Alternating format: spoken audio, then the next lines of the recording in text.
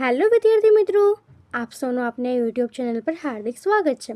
તો આજે હું તમારા માટે લઈને આવી ગઈ છું ધોરણ 8 વિષય English unit 3 what are you doing ના એક્ટિવિટી 1 to 3ની સંપૂર્ણ સમજૂતી.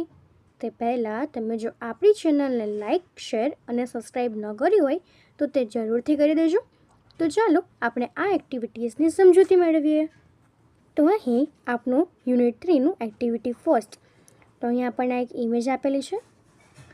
તો હવે એના પછી આપણને કીધું છે કે આન્સર ધ ફોલોઈંગ ક્વેશ્ચન્સ. અહીં આપણને કેટલાક ક્વેશ્ચન્સ આપ્યા છે તેના આન્સર લખવાના છે. તો આપણો ફર્સ્ટ ક્વેશ્ચન છે, what do you see in this picture?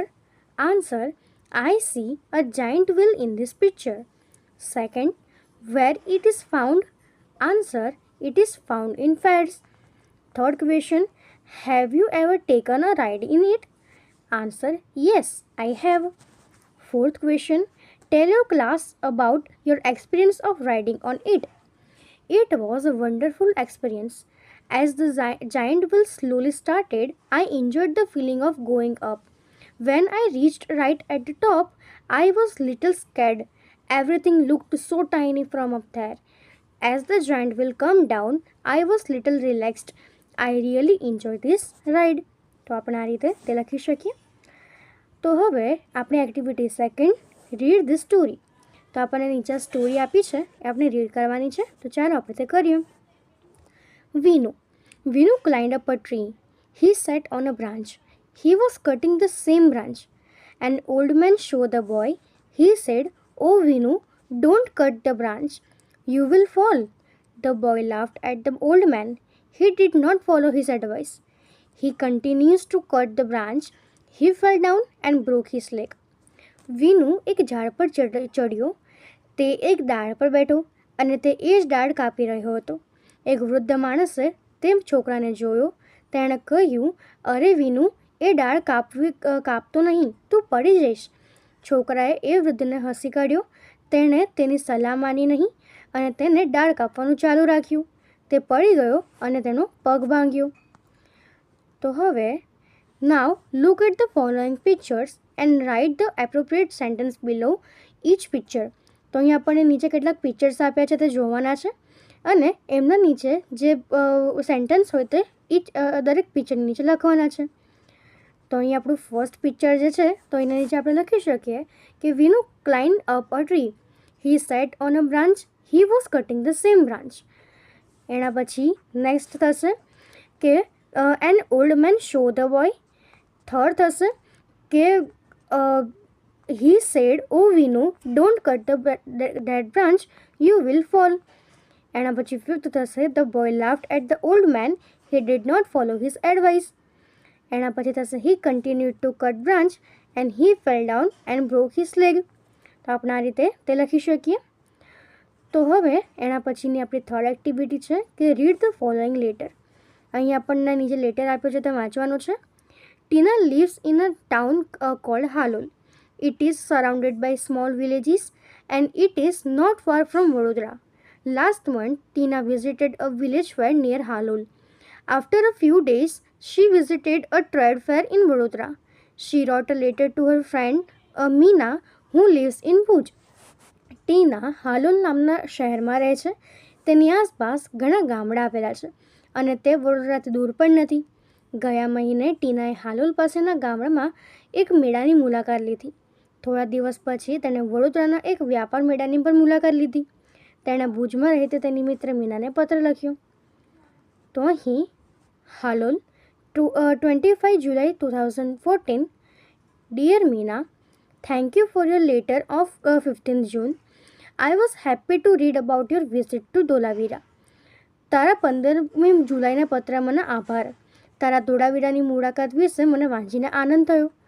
I visited 2 different fairs last month and I want to tell you about them. મેં ગયા મહિને 2 જુદા જુદા મેળાની મુલાકાત લીધી અને હું તેને તેના વિશે કહેવા માંગ્યું. First, I visited a village fair between Halol and Pavagadh. We went there in a auto rickshaw. There were 2 small temples outside a small village. I went there with my parents. We reached there in the evening. The open ground between the 2 temples was full of people. પહેલાં મેં હાલોલ અને પાવાગઢ વચ્ચેનો એક ગામનો મેળો જોયો. અમે ત્યાં ઓટો રિક્ષામાં ગયા હતા. એ નાના ગામની બહાર બે નાના મંદિર હતા. હું ત્યાં મારા માતા પિતા સાથે ગઈ હતી. અમે ત્યાં સાંજે પહોંચ્યા. બે મંદિર વચ્ચે ખુલ્લું મેદાન લોકોથી ભરચક હતું. There were many shops, toy shops, sweet shops, and colorful bazaar of household items. Some children were standing in front of a toy shop. They were looking at a small plane. The shopkeeper was showing them the plane. The children laughed with joy and clapped loudly. ત્યાં ઘણી દુકાનો હતી, રમકડાની દુકાનો હતી, મીઠાઈની દુકાન અને ઘર વપરાશની ચીજ વસ્તુની રંગબેરંગી બાજાર હતું. કેટલાક બાળકો રમકડાની દુકાનની સામે ઊભા હતા. તેઓ એક નાનકડા વિમાનને જોઈ રહ્યા હતા. દુકાનદાર તેમને વિમાન દેખાડી રહ્યો હતો. બાળકો આનંદપૂર્વક હસ્યા અને મોટેથી તાલીઓ પાડી.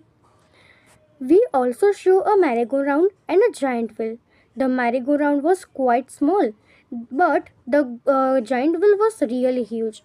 The place was full of noise. There were many loudspeakers playing film songs. There were many children in the giant wheel. They were shouting in excitement. We saw a juggler too. He was playing with 5 balls and was keeping all of them in a hair. It was wonderful. અમે નાનું ચકડોળ અને મોટું ચકડોળ પણ જોયું. ચકડોળ ખૂબ જ નાનું હતું અને મોટું ચકડોળ ખરેખર ખૂબ મોટું હતું. સ્થળ પર ખૂબ જ ઘોંઘાટ હતો. ત્યાં ઘણા લાઉડસ્પીકર પર ફિલ્મી ગીતો વાગી રહ્યા હતા. મોટા ચકડોળ પર બાળકો હતા અને તેઓ ઉત્તેજિત થઈને બૂમો પાડી રહ્યા હતા. અમે એક જાદુગરને પણ જોયો. તે 5 દડાના ખેલ કરીને બધાને હવામાં રોકી રાખતો હતો. એ ખેલ એક અદ્ભુત હતો. After some days, we visited a trade fair in Vadodara. It was school trip. We went there on a Sunday. We went by a bus.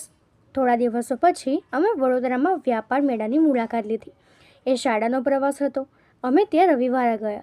અમે ત્યાં બસમાં ગયા હતા. There was no entry fees. The whole ground was full of large stalls. There were many stalls of electronic goods like TV, VCR, and music systems. The girls on the counters were well dressed. They were answering the questions of visitors with a smile. ત્યાં પ્રવેશ fee ન હતી. આખું મેદાન વિશાળ સ્ટોલથી ભરેલું હતું. અહીં ઇલેક્ટ્રોનિક સામાન જેવા કે ટીવી, VCR અને મ્યુઝિક સિસ્ટમ વગેરેના ઘણા સ્ટોલ હતા. કાઉન્ટર પરની છોકરીઓ સુસજ્જ પોશાકમાં હતી. તેઓ મુલાકાતીઓના પ્રશ્નોના ઉત્તર સ્મિત સાથે આપી રહી હતી. There was another row of stalls for things like fridge and washing machines. One salesman was demonstrated the use of the mixer grinder. 2 young women were asking him some questions. ત્યાં સ્ટોલની એક બીજી હાર જેમાં ફ્રીજ અને washing machine જેવી વસ્તુઓ માટે હતી. એક સેલ્સમેન મિક્સર ગ્રાઇન્ડરનો પ્રત્યક્ષ ઉપયોગ દેખાડી રહ્યા હતા. 2 યુવાન મહિલાઓ તેમને કેટલાક પ્રશ્ન પૂછી રહી હતી. We went round and saw everything. At the other end of the fair, there were some fast food stalls. My friends ordered pizza and I ordered a glass of lassi. We sat down for a while and savored the food. There were a couple of sweet shops, but we did not buy any sweets. અમે બધા જ ફર્યા અને દરેક વસ્તુ જોઈ. મેળાને બીજા છેડે કેટલાક ફાસ્ટ ફૂડ સ્ટોલ હતા. મારા મિત્રોએ પિઝા મંગાવ્યા અને મેં એક ગ્લાસ લસ્સી મંગાવી. અમે થોડીવાર બેઠા અને ખોરાકનો સ્વાદ માણ્યો. ત્યાં મીઠાઈની 2 દુકાન પણ હતી, પણ અમે એ મીઠાઈ ખરીદી ન હતી. We come back in the evening. અમે સાંજે પાછા આવ્યા. Okay, I will stop now. Convey my regards to your parents. સારું, હવે હું અટકું છું. તારા માતા પિતાને મારા વંદન કહેજે. Yours sincerely, ટીના. તારા ખરા દિલથી, ટીના. તો આપણને લેટર આપ્યો હતો. તો અહીં આ એપની એક્ટિવિટીઝ પૂર્ણ થાય છે. જો તમને આમાં કોઈ પણ ડાઉટ હોય તો તમે કોમેન્ટ સેક્શનમાં જરૂરથી જણાવી શકો છો અને આપણી ચેનલને લાઇક, શેર અને સબસ્ક્રાઈબ જરૂરથી કરી દેજો. Thank you.